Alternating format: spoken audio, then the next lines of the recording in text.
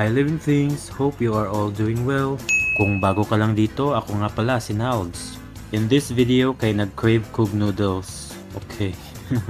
Dugay-dugay na pug ko wala ka kaog noodles ba, mga pila na pug kakabulan. Dugay-dugay na gyud. Lahi ba ako pag magluto kog noodles sa gulan jud na nakog lamas.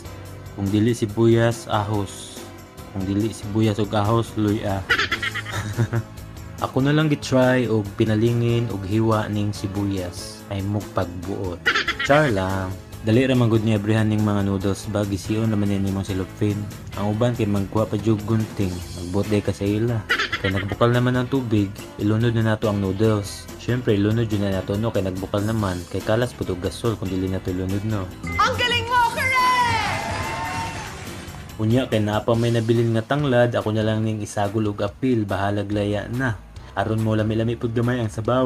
Unya napay pahulog-hulog sa sibuyas, kakuyaw. Dili na lang gyud ihulog diretso tanan. Ako amon taning sa gulan og kamunggay pero pangit ang dahon sa kamunggay na mo ron. Tungod siguro kay sige gulan. Taggam kay nagpasikat man, hulog lagi. Ibuak na gunadaan gud oy, atik-atik ng good. Pag magluto kog noodles, sa gulan jud ako na permig itlog. Dili pwede gulay itlog. Arong nutritious pud ato ang noodles ba. Arong naay nutrients, vitamins and minerals. Nakahinumdum mo sa una pag sugoon mo palit og itlog, tagduhag yun na permi no, ngano ka no? Unya tupog ka ngayon na nako. Ato na ning ilunod ang itlog, kay arong maluto na ang noodles, kay medyo gutom na gyud. Lami baya ihigop og sabaw kay ting ulan. Ibutang na nato ang bitchin, arong mulami-lami pug lasa ang sabaw.